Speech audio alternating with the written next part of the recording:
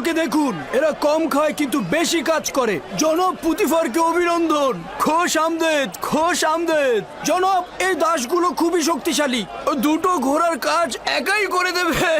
কেমন দাম এদের? আগে দেখুন না, ভেড়ার মতন শান্ত। 300 দেবন দেবেন?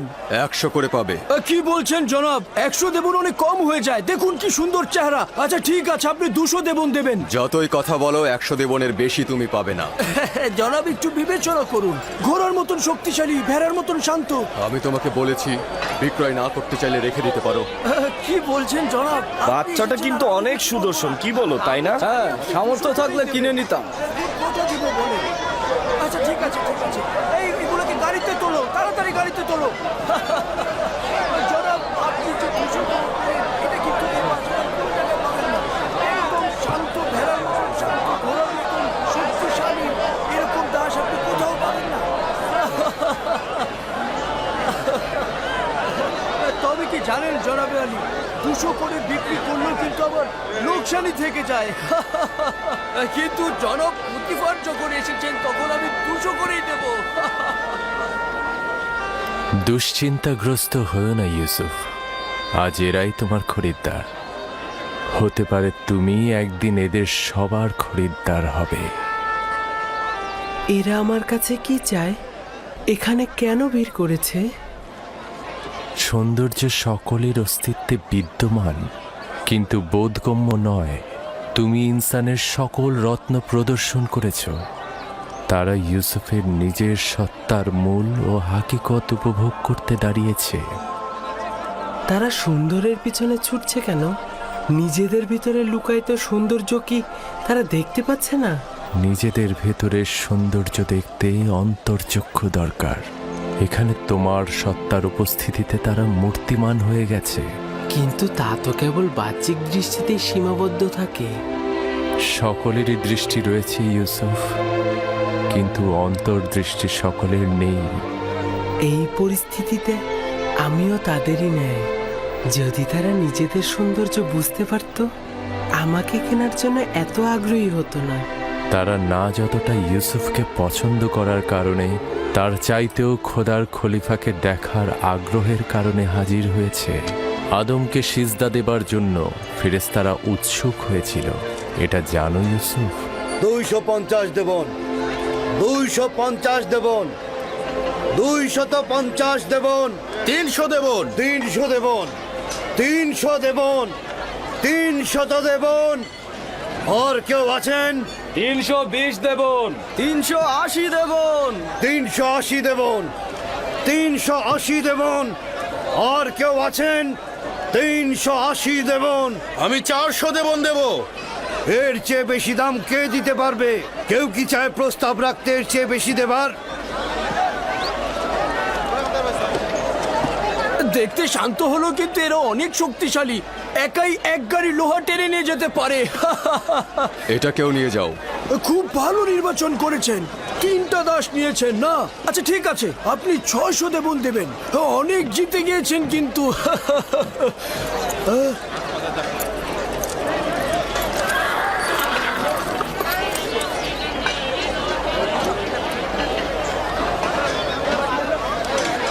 এই 3 জন দাসকে দিয়ে কিন্তু আপনি 30 জনের কাজ করে নিতে পারবেন। তাকে 300 দেবন দিয়ে দাও। হ্যাঁ আলী জনাব, আমার তো 600 দেবন হয়েছে। হায় হায়, বড় লোকসান হয়ে গেল। পরের বার কিন্তু পুষিয়ে দেবেন জনাব।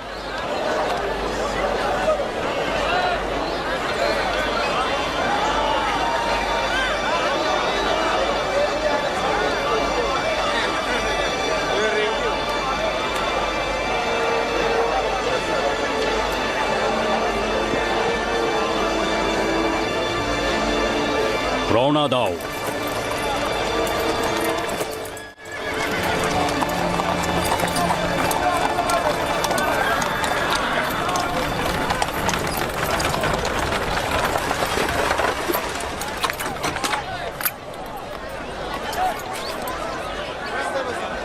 এক 1010 দেবন দেব আমি।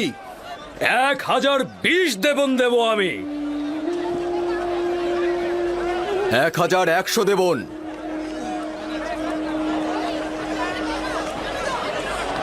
পুতিফার নিলামের ময়দানে অংশগ্রহণ করেছে, এখন কি করব?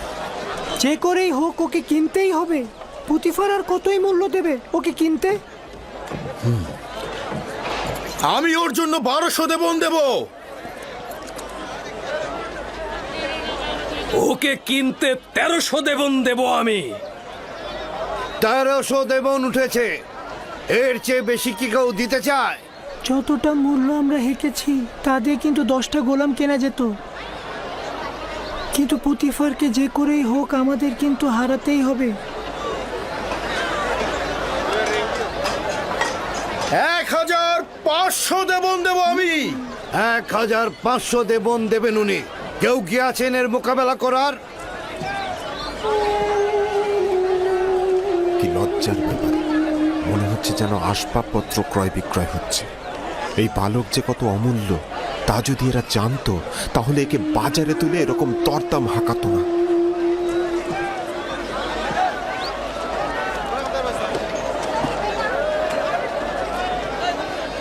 দু 2000 দেবন। আমি দ্বিগুণ বলছি। তার মানে তো 3000।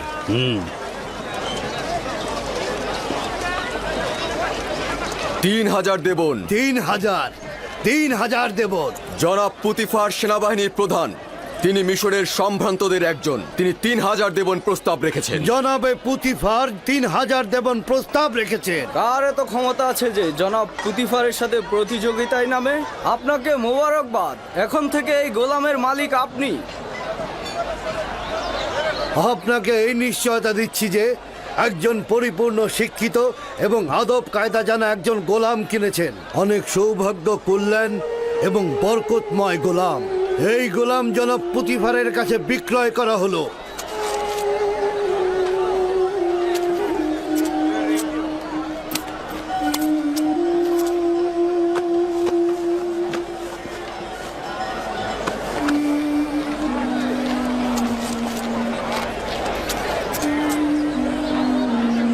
রওনা দাও।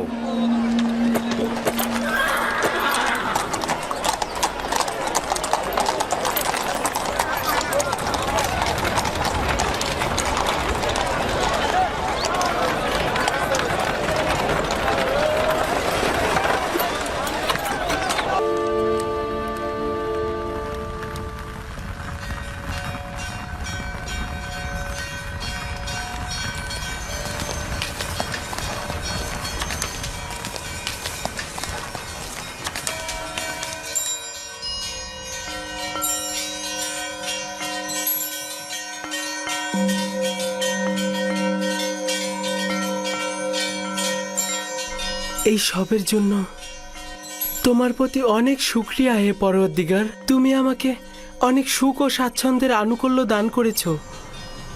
হে ইউসুফ, এইভাবে খোদা তোমাকে আর্থিক স্বাচ্ছন্দ্য ও সমুন্নত মাকাম অনুগ্রহ করছে। তোমাকে কূপের থেকে ইজ্জতের শৃঙ্গে এবং উচ্চতর জায়গায় পৌঁছাবেন এবং তোমাকে খোয়াবের ব্যাখ্যা বিশ্লেষণ শিক্ষা দিয়েছেন, যেন এইসব স্বপ্নের ব্যাখ্যাকারীদের ভাষার ইলমের চাইতে অধিকতর জ্ঞাত এবং সব রকম ওস্তাদির কসরত তুমি দেখাতে পারো।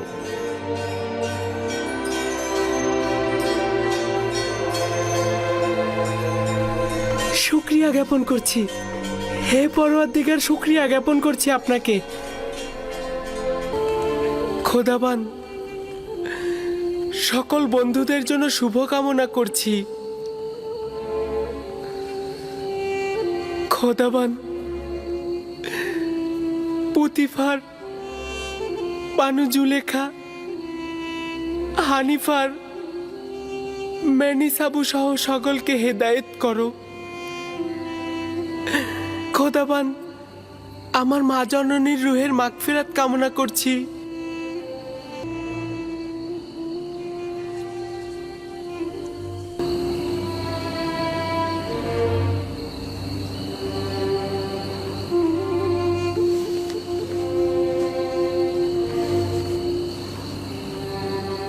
খোদাবান আমার আব্বাজান ইয়াকুবের জন্য সবর ধরার তাগাদ করছি।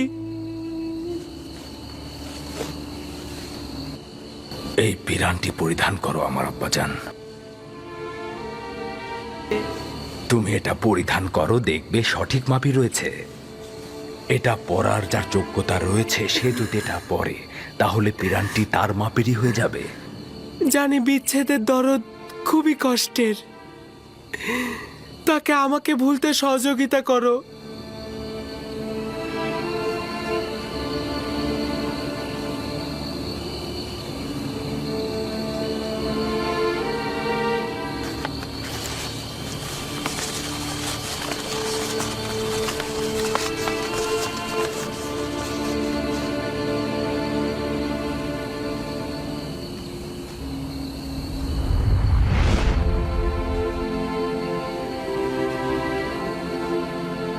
খোদাবন্দের নবী ইউসুফের প্রতি দরুদ।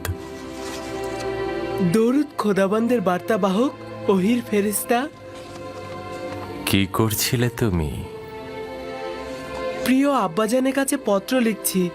জনাব পুতিফারের কাছে তাগাদ করব যেন এই চিঠিটা আব্বাজানকে পৌঁছে দেন। না ইউসুফ, এখনো সময় অতিক্রম হয়নি। তোমার আব্বাজানেরও এই বিচ্ছেদ সহ্য করা উচিত। তাকে অবগত করলে কি হবে? অসংখ্য কারণ রয়েছে, তার মধ্যে একটি হচ্ছে তোমার সহোদরগণ। আচ্ছা, তোমার ভাইদের প্রতি কোনো আঘাত করার ইচ্ছে নেই তো ইউসুফ? কি আছে?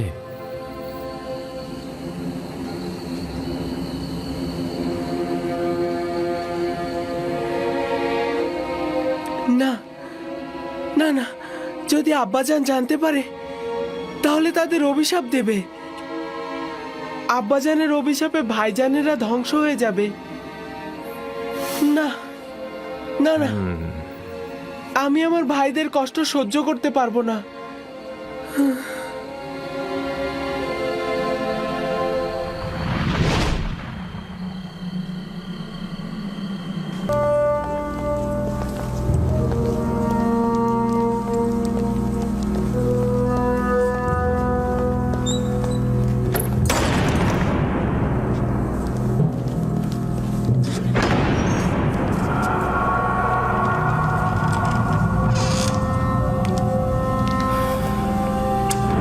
দরুদ বানু জুলেখা।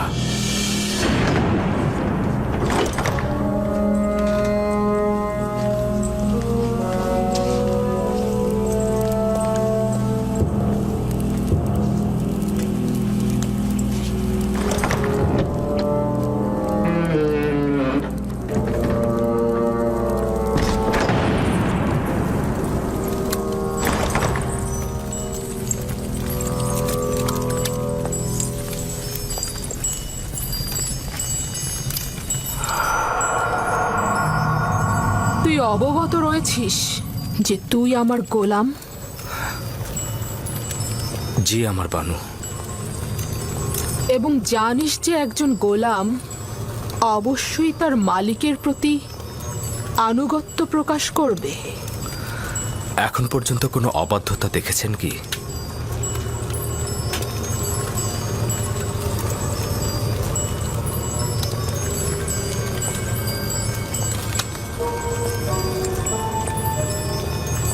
আজকেও তাহলে তুই আমার আনুগত্য পোষণ করবি? যদি কোনো আদেশ করেন অবশ্যই শিরোধার্য।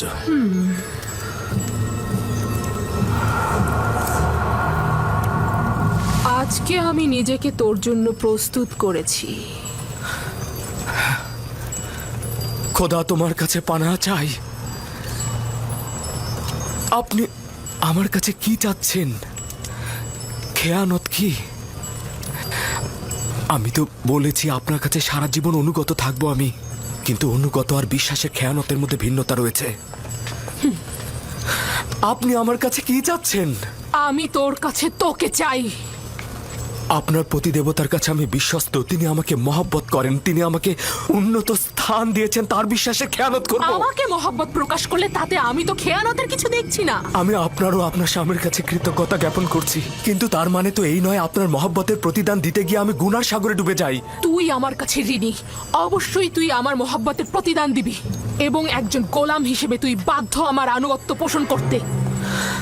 যিনি আপনাদের দয়া আমার উপর বর্ষণে সাহায্য করেছেন তিনি হচ্ছেন আমার খোদা। সে কারণে আমি আপনাদের চাইতে বেশি এবং আপনাদের থেকে পূর্বে তার কাছে ঋণী। আমি নিজেকে ইজ্জতের তুঙ্গ থেকে তুচ্ছ অবস্থানে নিয়ে এসেছি যাতে তোকে হস্তগত করতে পারি। আমি অধিকার ছাড়বো না। আমি আমার ঈমান ও নিজস্ব চরিত্রকে সাময়িক কামনা বাসনার কাছে বিসর্জন করব না। আমি আর তুমি ছাড়া এই ঘটনা কেউ জানবে না।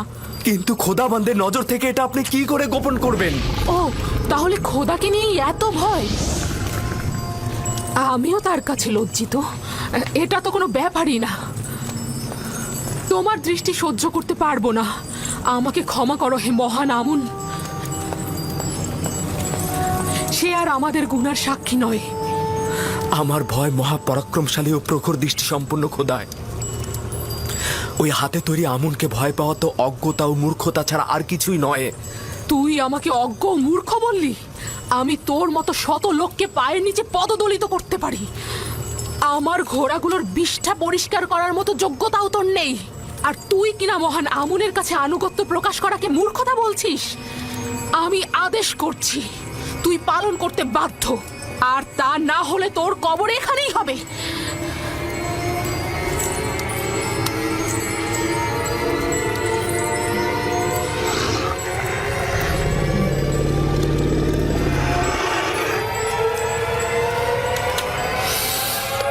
আপনার ফরমান তো আমি ততক্ষণই মানব যতক্ষণ আমার একাত্মবাদী খোদার ফরমানে কোনো ক্ষতি না হয়।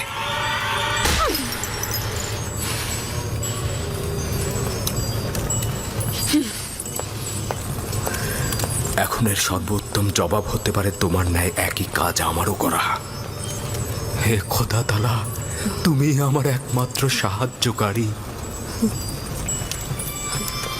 হে খোদার নবী, একাত্মবাদী খোদার পক্ষ থেকে পয়গম, আমরা আপনাকে ছেড়ে যাব না। জুলেখার মোকাবেলা না করে নিজেকে সংযত রাখুন। সে শয়তান দ্বারা পরিচালিত হচ্ছে। যেহেতু ইউসুফ তার কামনার প্রতি আনুগত্য করছে না, তাই সে জবরদস্তির আশ্রয় নিয়েছে। সে ক্রমাগত কৌশল করে যাচ্ছে। এটা শয়তানেরই ফাঁদ। পেছনের দরজা দিয়ে প্রস্থান করুন।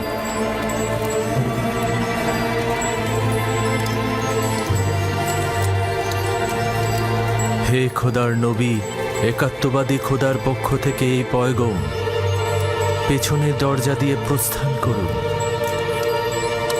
প্রস্থান করুন। পালাবার পথ নেই। তুমি বাধ্য আনুগত্য স্বীকার করতে।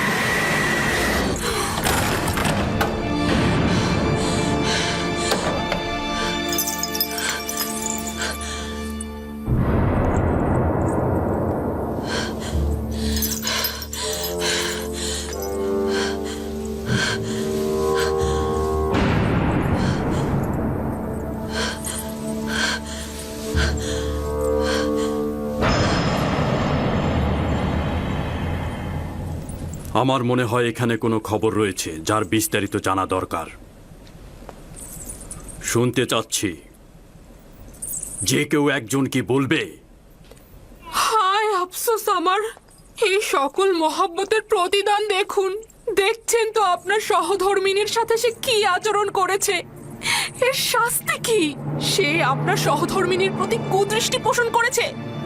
তাকে কঠিন শাস্তি দিয়ে জেলখানায় নিক্ষেপ করুন। বানু জুলেখা মিথ্যা কথা বলছে জনাবে মালিক। আমি দেখেছি জনাবে আলী, ইউজারসিফ কৌশলে বানু জুলেখার কক্ষে প্রবেশ করছে। আলী জনাব, আমি এর বিপরীতে যে কোনো দলিলই নিয়ে আসি না কেন সেটা আপনার কাছে গ্রহণযোগ্যতা কখনোই পাবে না, কারণ এতে বানু জুলেখার সম্মানহানি ঘটবে এবং আপনি তার পক্ষে রায় দেবেন। আর কারো সাহসও নেই সত্যটা বলার। আপনিও নিশ্চয়ই সেটাই চাইবেন। এর থেকে বেশি ক্রোধের সৃষ্টি করো না। আমি দলিল ও সাক্ষী দেখতে চাই। আমি আসল গুনাহগারকে ধরতে চাই। আমার না আছে গুনাহ না করার কোনো দলিল, আর না আছে কোনো সেবিকা যে আমার পক্ষে সাক্ষ্য দেবে। সুতরাং তুমি দণ্ডিত। এর শাস্তি অবশ্যই পাবে। আমি এর জন্য প্রস্তুত রয়েছি জনাবে মালিক।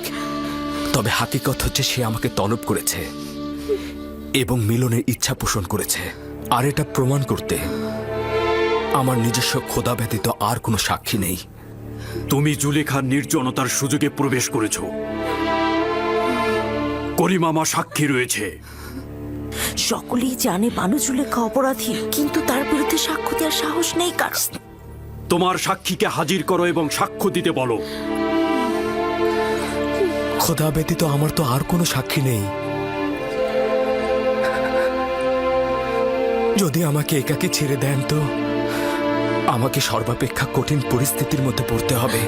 আপনি কি চাইছেন? এই গোলামের কথা গ্রহণ করতে?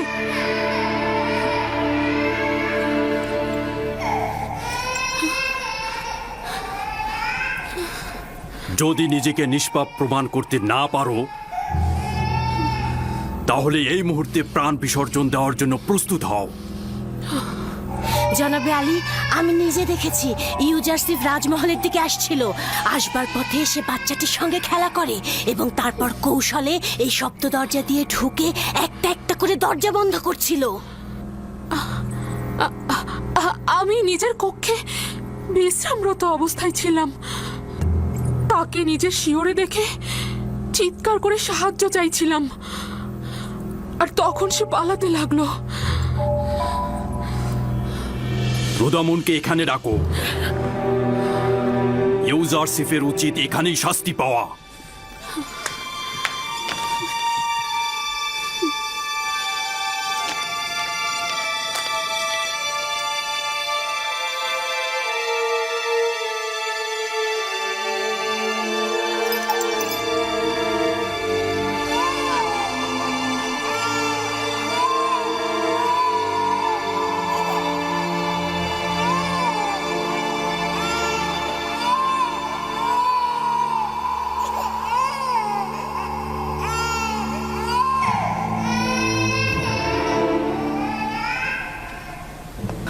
আমার সাক্ষী আছে। কে তোমার সাক্ষী? নিয়ে এসো তাকে। এই মুহূর্তে তাকে তলব করো। জি জনাবে মালিক, অবশ্যই আমি সাক্ষীকে হাজির করে সত্যটা প্রমাণ করে দেব। সে না আমাকে চেনে, আর বানু জুলেখাকেও চেনে না। সে না আমাকে সমর্থন করবে, আর এমনও নয় বানু জুলেখার সাথে তার কোনো দুশ্মনী রয়েছে।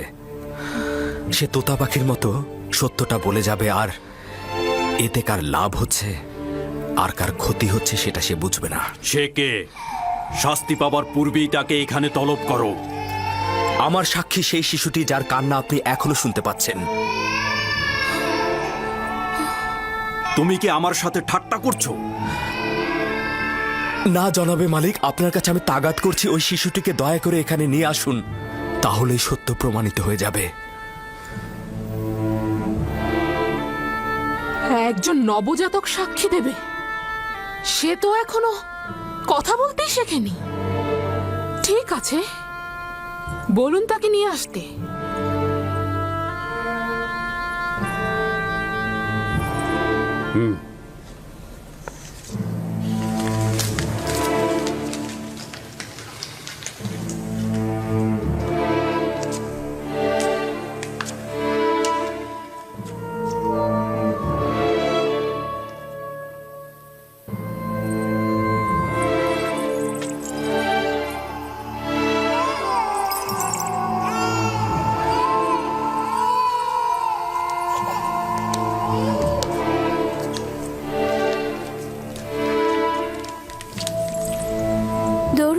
জনাব পুতিফার? সে আমার ফুফাতো বোন সিতেনে এবং তার সন্তান কিসেন। বলো তাকে সাক্ষী দিতে। কিসেনের কথা বলো। যা তোমাকে খোদাতালা শিক্ষা দিয়েছে তা তুমি এখানে বলো।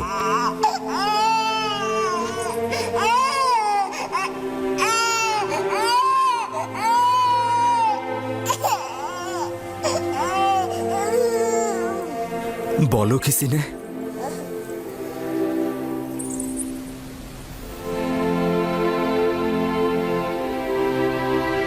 একাত্মবাদী খোদার ফরমানে তার একটি বাক্য বলবো। পিরান সামনের দিক থেকে ছেঁড়া থাকলে জুলেখা নিষ্পাপ, ইউসুফ গুনাহগার। আর যদি পিরান পেছনের দিক থেকে ছেঁড়া থাকে তবে জুলেখা পাপী, ইউসুফ নিষ্পাপ।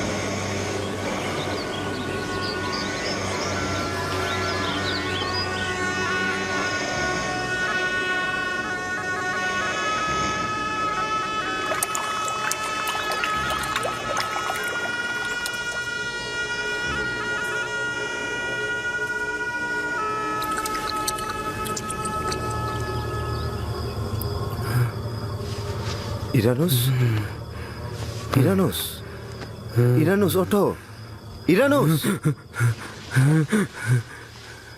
খ্বাব দেখছিলে?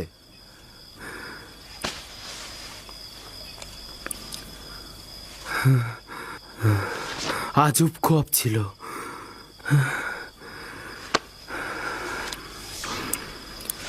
তুই কেন জেগে আছিস? আমিও খ্বাব দেখেছি। ঘুম থেকে উঠে বুঝতে পারলাম তুইও খ্বাব দেখছিস। যদি জেলখানার বাইরে থাকতাম, ইবাদতখানার খোয়াব ব্যাখ্যাদানকারীর কাছে যেতাম। হ্যাঁ। আচ্ছা, জেলখানার ভেতরে কেউ খোয়াবের ব্যাখ্যা করতে জানে না?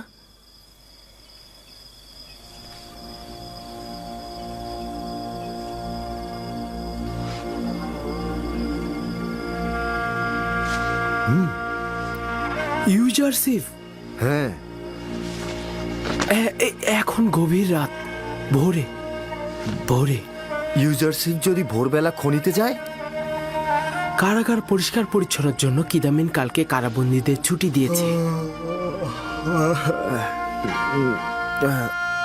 তাহলে আমিও ঘুমাই।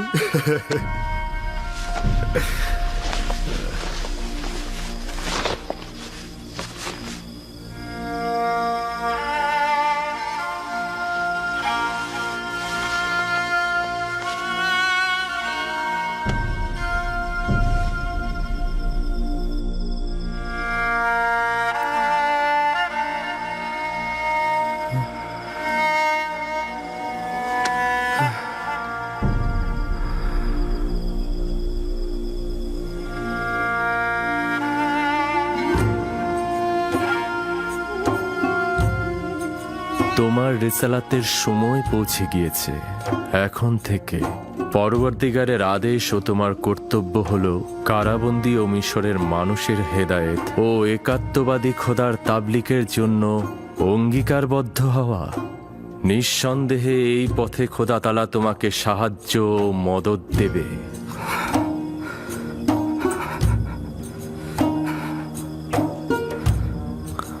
খোদা তাআলা তোমাকে নিজের জন্য নির্বাচন করেছে এবং খোয়াবের ব্যাখ্যা প্রদানের যোগ্যতা দিয়েছে, এবং তোমার কারণে অফুরন্ত নিয়ামক ইয়াকুবের পরিবারের উপর মঞ্জুর করা হয়েছে, যেরূপ ভাবে তোমার পিতাকে ইসহাক ও ইব্রাহিম নবীকে নিয়ামক প্রদান করা হয়েছে এবং ইমামতের জায়গা ও বেলায়েতের অনুগ্রহ দান করেছে। তোমার রেসালাতের সময় পৌঁছে গেছে। তোমার রেসালাতের সময় পৌঁছে গেছে। তোমার রেসালাতের সময় পৌঁছে গেছে।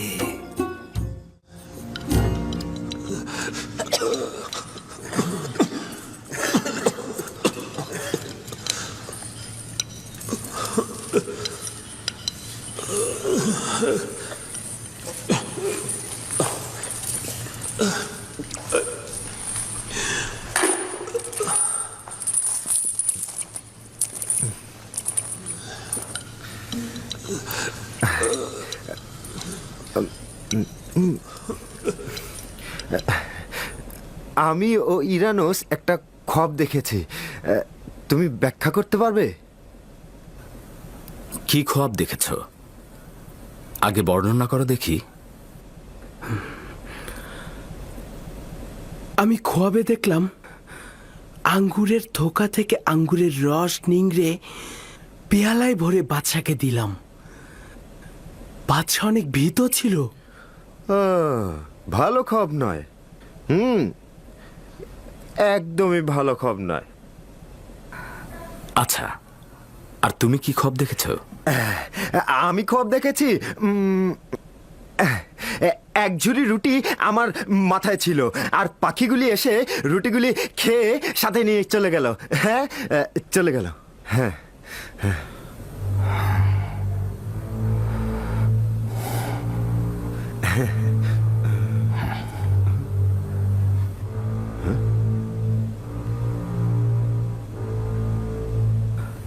আমার এই খোয়াবের ব্যাখ্যা যদি তোমাদের জন্য ক্ষতিকারক হয়, তবুও তোমরা কবুল করবে?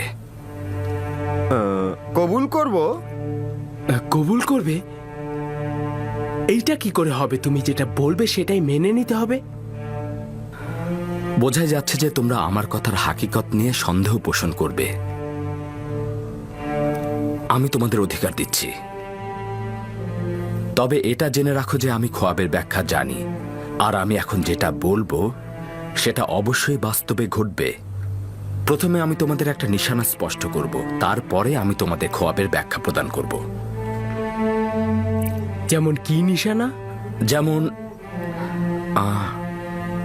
আজকে আমাদের এখানে কি খাবার নিয়ে আসবে সেটা আমরা কেউ জানি না।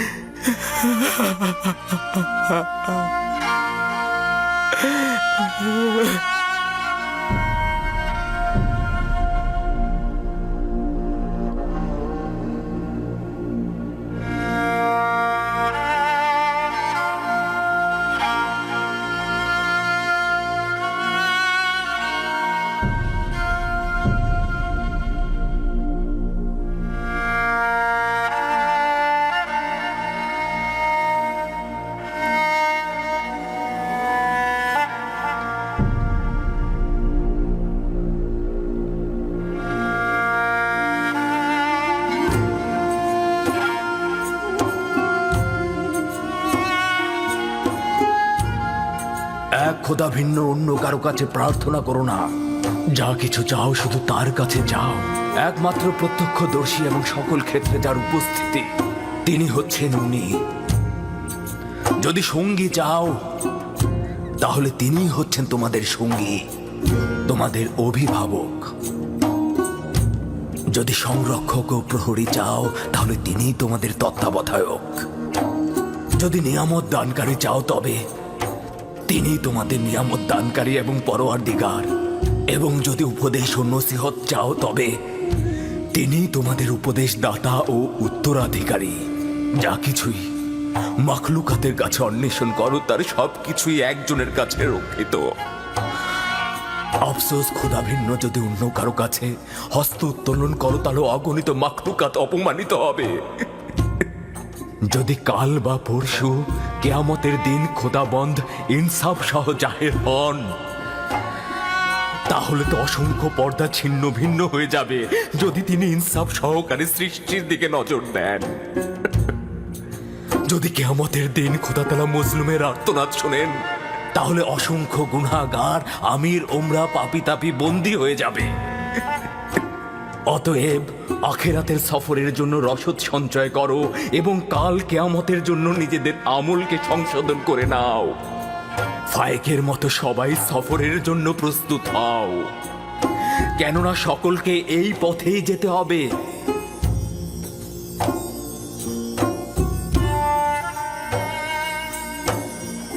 আমার গুনহার শাস্তি সম্পর্কে অবগত করতে এসেছেন। শান্ত হও ইউসুফ, নিজেকে এতটা কষ্ট দিও না।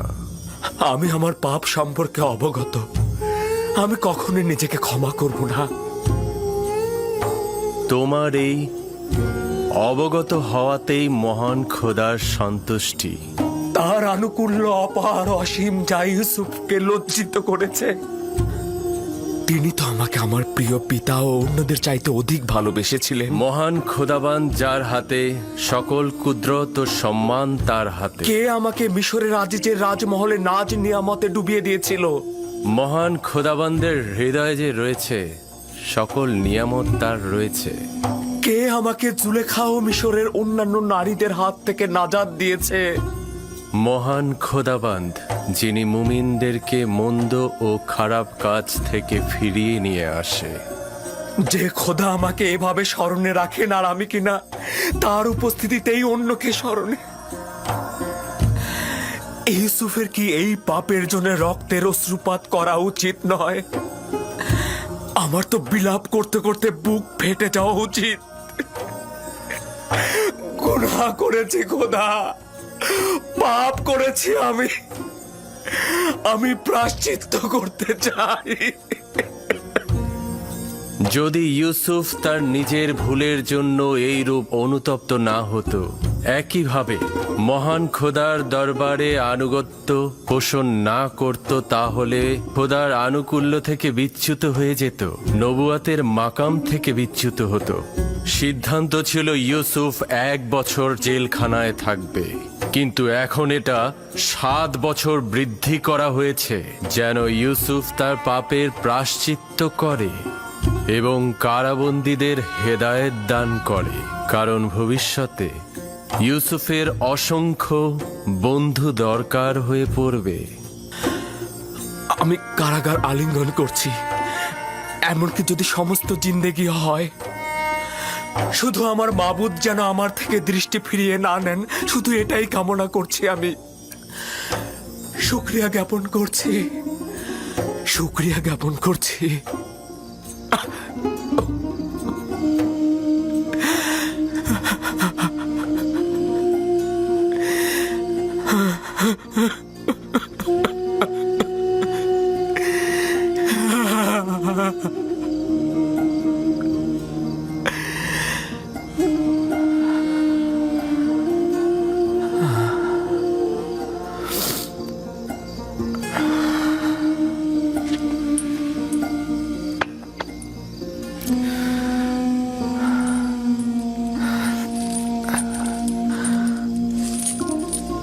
আমি দুঃখিত, তোমাদের ঘুমের ব্যাঘাত ঘটালাম।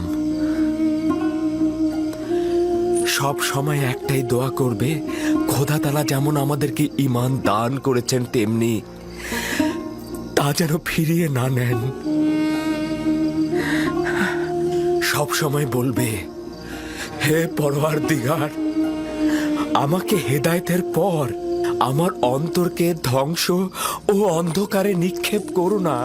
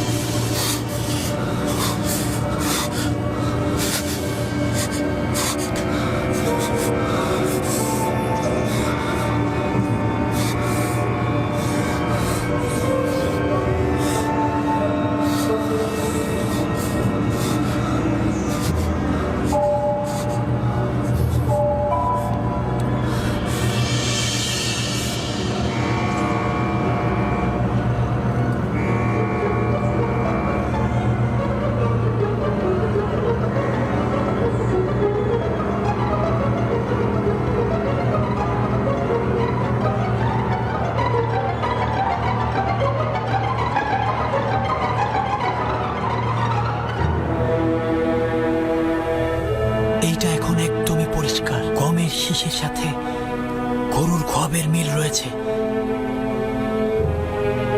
60টি সতেজ শীষ হচ্ছে মোটা তাজা গরু এবং শুকিয়ে যাওয়া শীষগুলো হচ্ছে শুকনো গরু।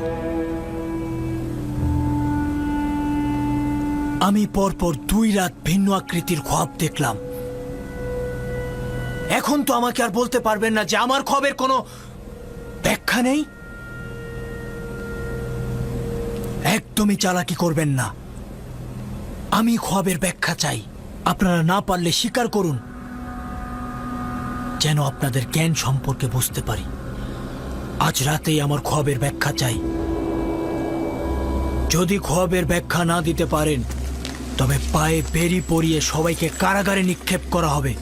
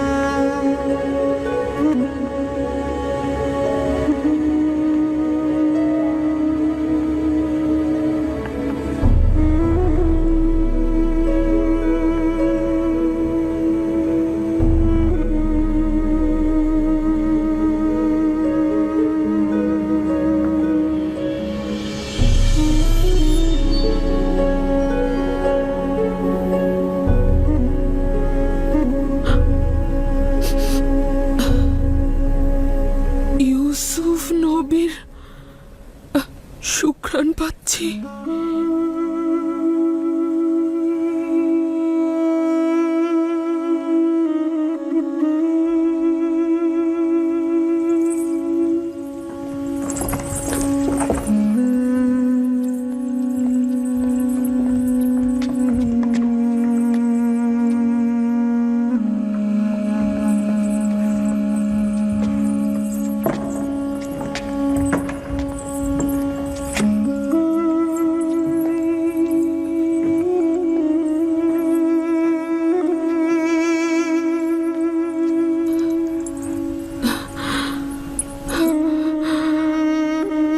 ওয়াসেনা, তুমি? আশা করেছিলাম খোদাবন্দের নবীর উপস্থিতিতে নিজেকে ধন্য করব।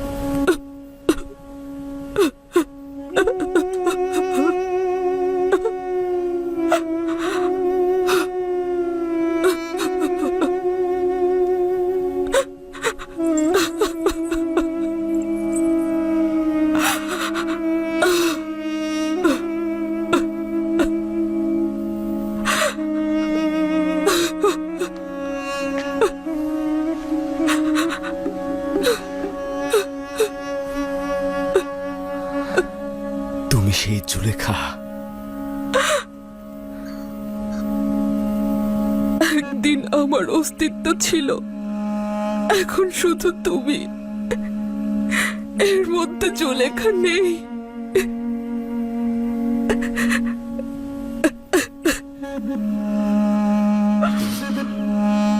জিজ্ঞেস করবে না আমার সব ধন সম্পত্তি কোথায়? জানি আমি, সবকিছু ইউসুফের জন্য ব্যয় করে দিয়েছো। জিজ্ঞেস করবে না আমার সকল প্রভাব প্রতিপত্তি কোথায়?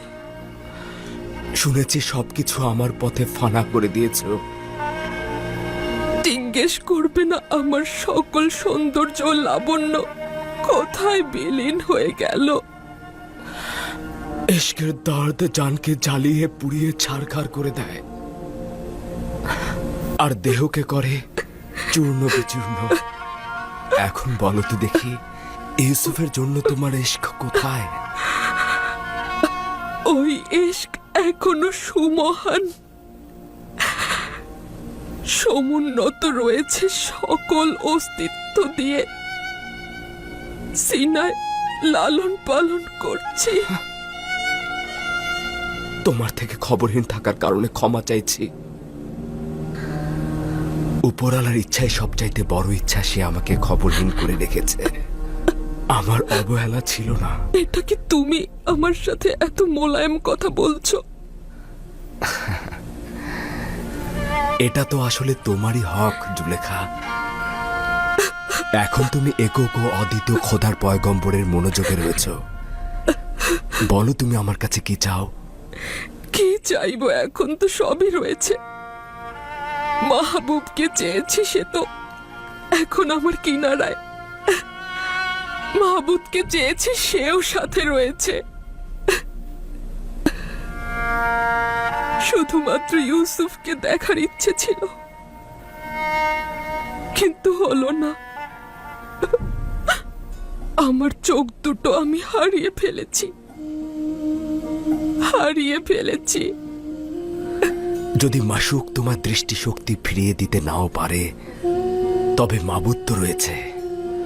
তুমি মাবুদের কাছে চাও, আমিও দোয়া করব।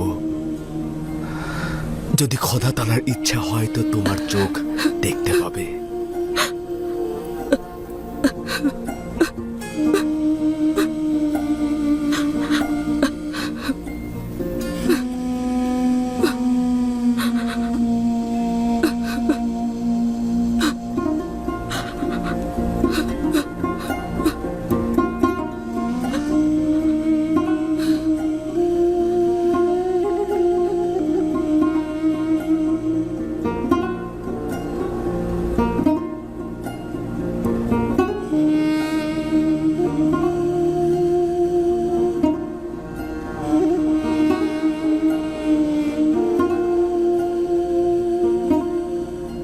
হে পরওয়ারদিগার, বান্দার চোখের জন্য নূর দেবার সুপারিশ করছি।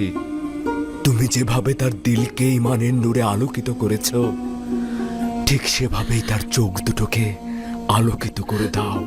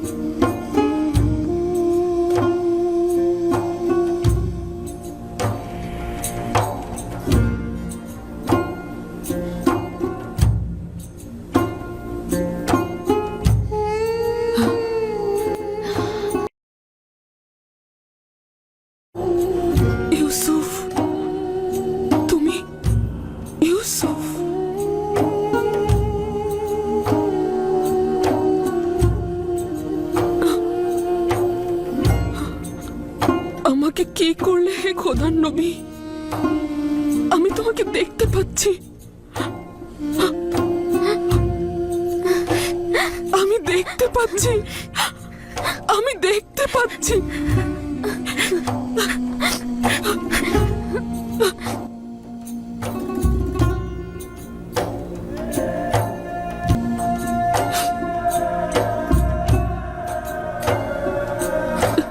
সঠিকভাবে দেখো তো, সবাই কি দেখতে পাচ্ছ? আমি শুধু আপনাকেই দেখতে চাই।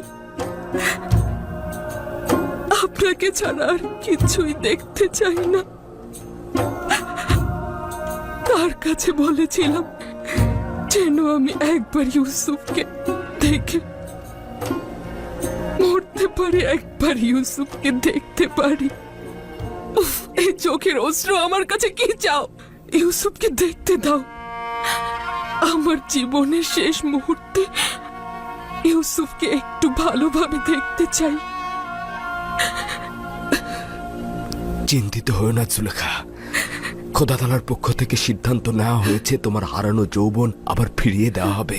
বছরের পর বছর অপেক্ষা ও কষ্টের যন্ত্রণা জর্জরিত হওয়ার কারণে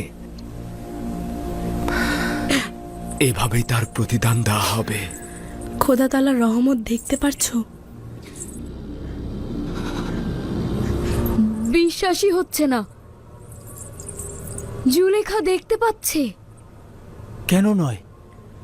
যখন পয়গম্বর দোয়া করেন খোদা তাআলা তা কবুল করেন। দৃষ্টি ফিরে পাওয়া অনেক ছোট মোজেজা।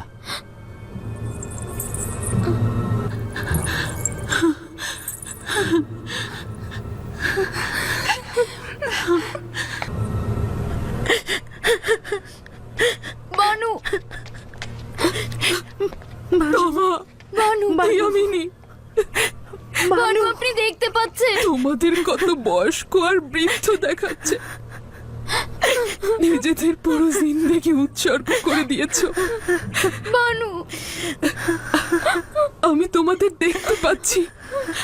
আমি তোমাদের দেখতে পাচ্ছি। আচ্ছা, তোমরাও কি মহান খোদার করুণা ও অনুগ্রহ দেখতে পাচ্ছ? আমার কি করা উচিত হে খোদার নবী? কিভাবে শুকরিয়া জ্ঞাপন করব? আচ্ছা, সেজদা করলে কি হবে? হ্যাঁ, শুকরিয়া গোজারে সেজদা করো। খোদার প্রতি বান্দেগীর সবচাইতে উত্তম তাজিম।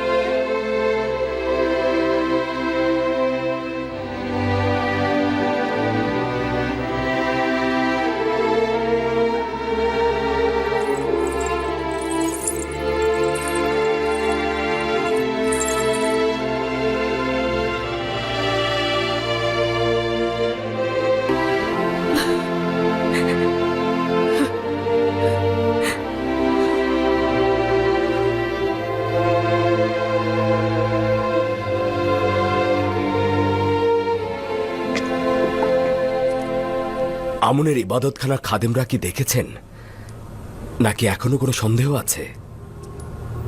আমি কিছুই দেখছি না। কিছুক্ষণ আগে তুমি আমাকে চতুর হিসেবে সম্বোধন করেছ।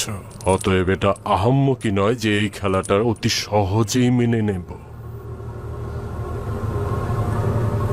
জিন্দেগি ভরে ভণ্ডামি আর ছলাকলা তোমাকে একেবারে অন্ধ, বধির ও বিবেকহীন করে তুলেছে।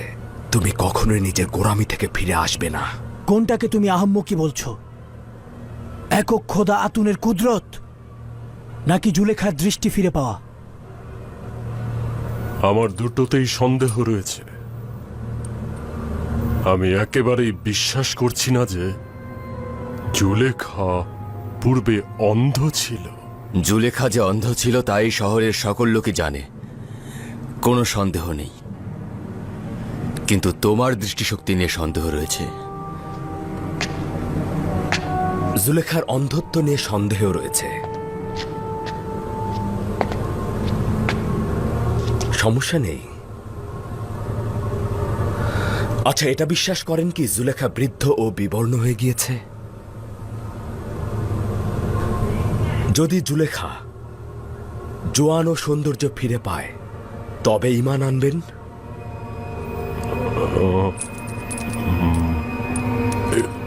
এটা তো দেখাই যাচ্ছে, কিন্তু আমি তোমাকে নিশ্চয়তা দিচ্ছি, যদি মৃতগণ জীবিত হয়ে থাকে, অন্ধকার আলো হয়ে থাকে, তবে জুলেখাও জোয়ান হতে পারে।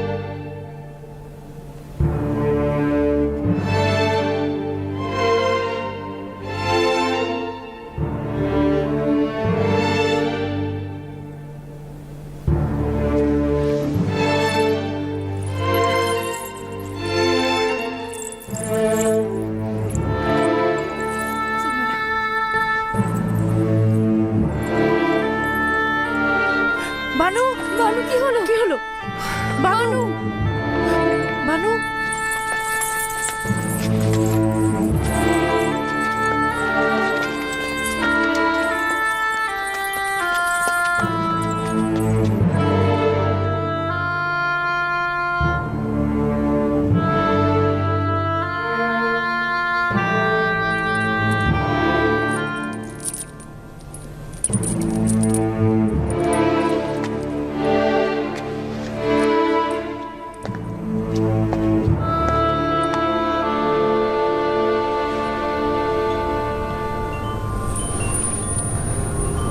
আচ্ছা অজ্ঞামোহর, জুলেখা কিন্তু জোয়ান হলো।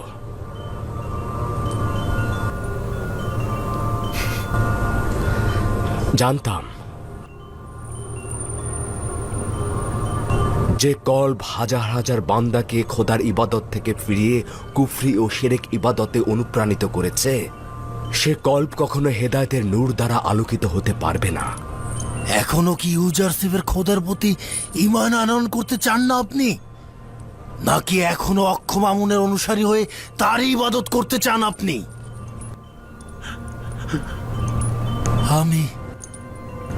আমি ইউজারশিপের খোদার দিকে যাচ্ছি।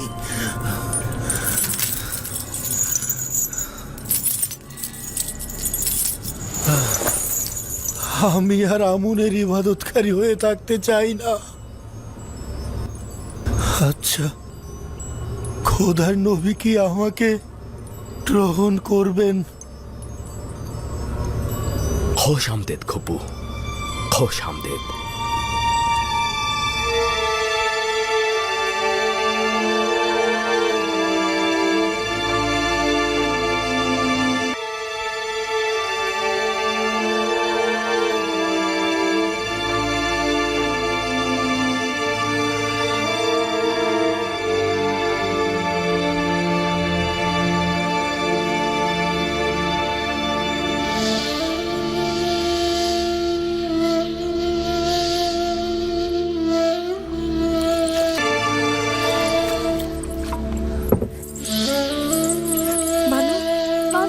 বানু জুলেখা বানু বানু বানু বানু বানু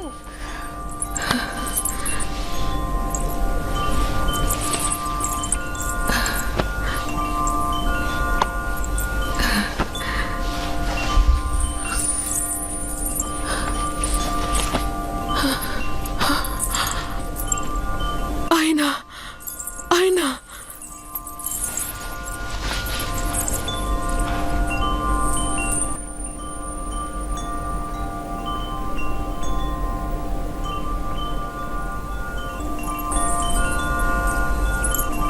এও কি বিশ্বাসযোগ্য? খোদা এমন অনুগ্রহ কাউকে প্রদান করেন? খোদা তোমাকে অসম্ভব ভালোবাসে Zulekha.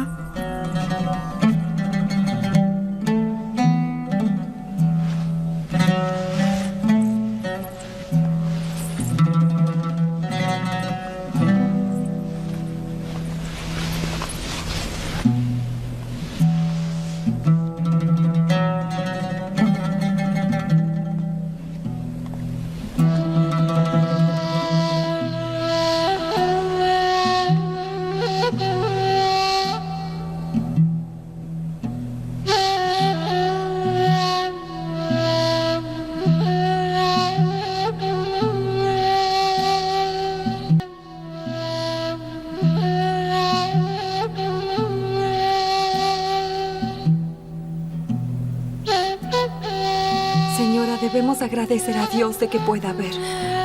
Estoy feliz de que sea joven y hermosa otra vez. Antes podía ver. আপনি যে দেখতে পাচ্ছেন এজন্য অবশ্যই খোদার প্রতি আপনার শুকরিয়া জ্ঞাপন করা উচিত বানু। আবারও সেই রূপসী আর যুবতী হয়ে ফিরেছেন। আমি অতীতেও মোহনীয় চোখ এবং লাবণ্যময়ী চেহারার অধিকারী ছিলাম, কিন্তু তখন এগুলোর সৃষ্টিকর্তাকে চিনতাম না। খোদা তাআলার কাছে অসংখ্য শুকরিয়া যে এই পাপী গুনাহগারকে অনুগ্রহ করেছেন। বানু, জনাব ইউজারসিফ দরজার ওপাশে রয়েছেন, আপনার দিদারের অপেক্ষা করছেন। না, এখনই নয়, তার কাছে ক্ষমা চাও। আপাতত আমি অপারগ। যদি তিনি সম্মতি দেন তাহলে আমি কয়েকটি দিন আমার খোদার সাথে একাকী কাটাতে চাই। আমি আমার রব ভিন্ন, আর কিছুই ভাবতে চাই না। বুঝতে পারলাম না, অনীহার কারণটা কি? জানি না কি ঘটেছে, তবে কিছুদিন তার সঙ্গে দেখা করা আমার পক্ষে সম্ভব নয়। এর জন্য আমি ক্ষমা চাইছি।